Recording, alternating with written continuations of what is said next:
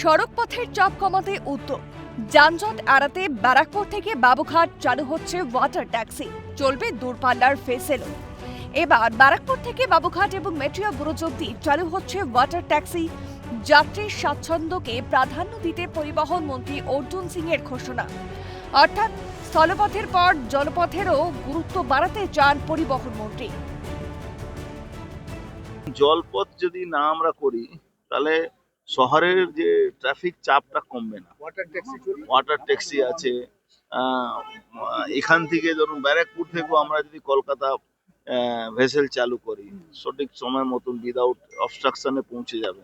এরও অনেক রকম পরিকল্পনা আছে, সামনে দেখতে পারবে। এরকম মেটিয়া ব্রুজ থেকে আসবে আপনার বাবুঘাট, এরকম ব্যারাকপুর থেকে যাবে বাবুঘাট, এরকম অনেক জায়গায় ডেস্টিনেশন করা হয়েছে। হাওড়া যাবে, বালি যাবে, বেলুর মঠ যাবে। না, অভিনব একটা চেষ্টা চালানো হচ্ছে। পলিউশন তো ওয়াটার ট্যাক্সি চাললে পলিউশন হবে না। ওয়াটার ট্যাক্সি চালু হয় খুশি নিত্যযাত্রীরা। তারা জানাচ্ছেন এতে তাদের যেমন সময় বাঁচবে তেমনই তাদের স্বাচ্ছন্দ্য ফিরবে, এড়াতে পারবেন যানজটের দুর্ভোগ। রাজ্যবাসীর জন্য খুশির খবর, আসতে চলেছে ওয়াটার ট্যাক্সি। ঘোষণা পরিবহন মন্ত্রী অর্জুন সিং এর। এবং বেজায় খুশি যাত্রীরাও, তারা সময় মতো তারা গন্তব্যস্থলে পৌঁছাতে পারবেন এবং পরিবেশ দূষণও রোধ হবে, এমনটাই জানালেন সাধারণ যাত্রীরা। এটা আমাদের জন্য বিশাল একটা সুন্দর পদক্ষেপ বলবো পরিবহন মন্ত্রীকে, তার জন্য অসংখ্য ধন্যবাদ। এবং যদি উপকারিতা বলি, এটা আমাদের কাছে একটা নতুন অপশান ট্রান্সপোর্টের ক্ষেত্রে। এবং এই অপশানটা পেলে আমাদের কাছে মানে এক্সট্রা একটা জায়গা থাকবে, যেখানে দাঁড়িয়ে এটার পরেও ওটার পাশাপাশি আরেকটা আমরা ট্রান্সপোর্টের জায়গা পাবো। এবং সেখান থেকে টাইম কনজিউমটা, যেটা সবথেকে বড় কথা, আমাদের যেটা মানে দৈনন্দিন জীবনে যেটা আমাদের প্রত্যেক দিন যাতায়াত করতে হচ্ছে, একটা এক্সট্রা অপশান পাওয়া যাবে। এবং সর্বোপরি দূষণের দিক থেকেও যদি আমি দেখি, সেই ব্যাকগ্রাউন্ড থেকেও কিন্তু অনেকখানি ফেসিলিটি এটার মাধ্যমে কিন্তু আমরা পাবো। নদী পার করে যাতায়াত করবার প্রয়োজনে আমাদেরকে যেতে হয়, কলকাতাতেও অনেক সময় যেতে হয়। এবার যদি দেখা যায় যে আমরা এই চন্দননগর থেকে জগদ্দলের বদলে চন্দননগর থেকে সোজা কলকাতা পর্যন্ত চলে যেতে পারলাম, অবশ্যই আমাদের অনেক ভালো হবে। যাদের বিভিন্ন নিত্যযাত্রীদের যারা কলকাতায় যাওয়ার প্রয়োজন হয়, বা হঠাৎ কোনো বিপদ হলো, কোনো কাগজ জমা দেওয়ার প্রয়োজন হলো, আমরা কলকাতায় সহজে যেতে পারবো।